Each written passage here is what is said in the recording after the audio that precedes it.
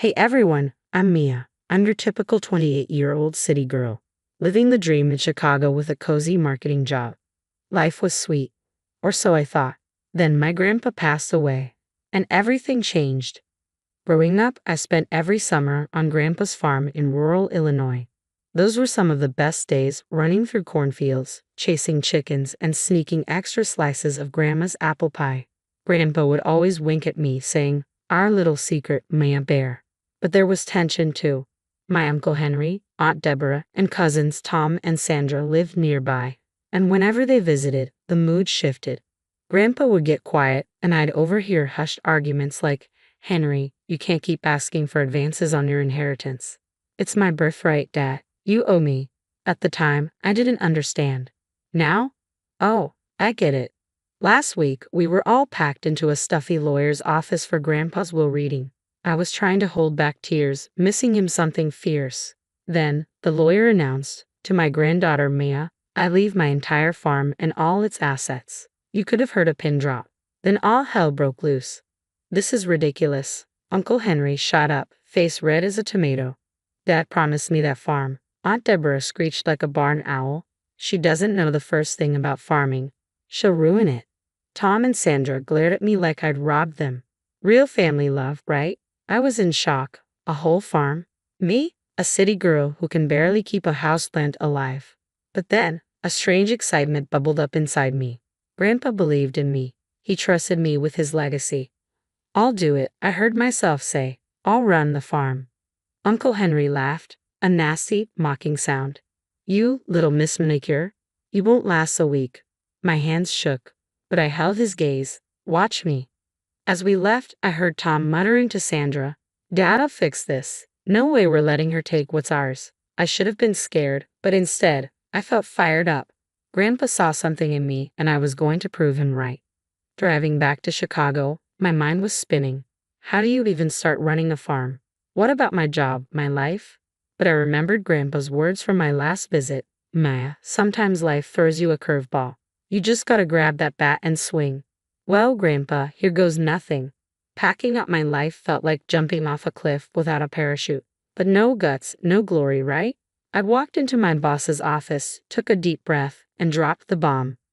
"I need a leave of absence. I inherited a farm." Her jaw practically hit the floor. "A farm?" A week later, I pulled up to the farmhouse in my little sedan, feeling like a fish out of water. Before I could even grab my bags, here comes Uncle Henry, stomping across the yard. Well, look who thinks she can play farmer," he sneered. "Nice to see you too, Uncle Henry," I said, keeping it civil. "This isn't some petting zoo, girl. You're in over your head." I brushed past him, lugging my suitcase. "Thanks for the welcome, but I'll manage." If only that was the worst of it. The next morning, I found a huge hole cut in the main pasture fence, cows everywhere. I was running around in my pajamas, herding cows like a city girl rodeo. And it just kept coming. Tractor tires slashed, chicken coop doors left open. Every day, something new. One night, I overheard Tom and Sandra whispering behind the barn. "Dad says we gotta step it up. Make her life hell till she gives up and sells." "What if she doesn't?" Sandra asked. "Then we get creative. Nobody blame her if she had an accident out here, all alone." My blood ran cold. This wasn't just family squabbling anymore. This was dangerous. I went to the sheriff, John, no relation, unfortunately, but he laughed it off. "Sounds like typical new farmer troubles. You sure you're cut out for this, little lady?" With no help from him, I was at my wit's end when my boyfriend Jake came to visit. I thought, finally, some support. But after just one day of nonstop chaos, he broke down. "Maya, this is insane. Just sell the damn place and come back to Chicago." "I can't, Jake. This was Grandpa's legacy." "Well, I didn't sign up for this drama. Call me when you come to your senses." And just like that, he was gone. I cried myself to sleep that night, feeling more alone than ever. But the real blow came a few days later. I finally lined up a meeting with some big produce buyers, a chance to turn things around. The night before, I went to check on the animals one last time when wham, someone shoved me into the barn and slammed the door. "Hey, let me out," I screamed, pounding on the door, but it was padlocked from the outside. I spent the whole night trapped, missing my big meeting. When I finally got out the next morning, filthy, exhausted, I seriously considered throwing in the towel. Maybe they were right. Maybe it wasn't cut out for this. Then, in the corner of the barn, something caught my eye. A faint glint from beneath a pile of old tools.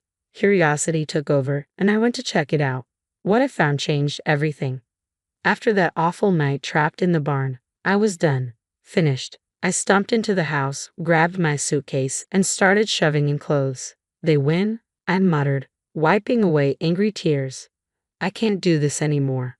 But as I was clearing out the attic, looking for some old photos to remember Grandpa by, I noticed something odd, a floorboard that didn't quite fit. I pried it up, and beneath it was a hidden compartment with a dusty journal and a stack of legal papers. My hands shook as I opened the journal. It was Grandpa's handwriting. I whispered, "Oh my God," as I read entry after entry. The truth was all there. Years of Uncle Henry embezzling from the farm, cooking the books, and squeezing Grandpa for more money. And the papers? A real will, not the one from the lawyer's office. This one clearly stated the farm was meant for me, always. But there was more. Mixed in with farm records were notes on a shady real estate scheme Uncle Henry had been involved in. It looked like he was buying up land to flip for massive profits, and not exactly legally. I realized I needed help. This was way beyond anything I'd ever dealt with. That's when I remembered Maria, a friend I'd met in town. I took a chance and called her, praying she'd pick up. "Maria, it's Mia from the John farm. I need your help. It's big." Bless her, she came right over. We spread everything out on the kitchen table, and her eyes grew wide. "Maya, this is huge. Your uncle could go to jail for this." "So, what do we do?" A glint sparked in Maria's eyes. "We play it smart. Make them think they've won, then hit them where it hurts." We stayed up all night, plotting and planning. By morning, we had a game plan that would make Sun Tzu proud. Step 1. Make them think I was leaving for good.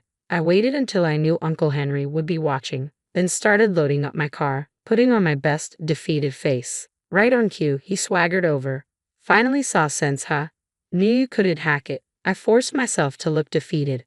"You were right, Uncle Henry. I'm not cut out for this. The farm's all yours." "Damn straight it is. Don't let the door hit you on the way out, princess."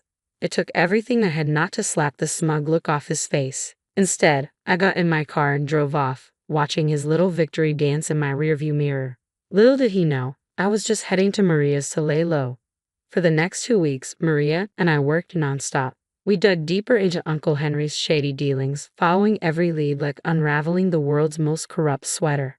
One night, Maria pointed at her laptop, shaking her head. "Look at this. Your uncle's name is all over these land purchases. He's been hiding behind shell companies." I whistled. "Go big or go home, huh, Uncle Henry?" Once we had enough evidence to sink a battleship, we made the call to the state police, the FBI, the works. They were on it in a heartbeat. Then came the day of reckoning, the annual John family barbecue. I showed up like nothing was wrong, all smiles and hugs. Uncle Henry sneered, beer in hand. "Look who came crawling back." I smiled sweetly. "Wouldn't miss it for the world, Uncle Henry." When everyone gathered around the picnic tables, I stood up, my heart pounding. I'd like to make a toast to family and to justice. That's when I pulled out Grandpa's real will, his journals, and all the evidence we'd gathered. Uncle Henry's face went from red to white in a heartbeat. "You little," he snarled, lunging for the documents. "Go ahead, Uncle Henry. Destroy them. I've got copies. Lots of copies." Right on cue, police sirens sounded in the distance. Uncle Henry looked like he was going to be sick as state troopers walked up.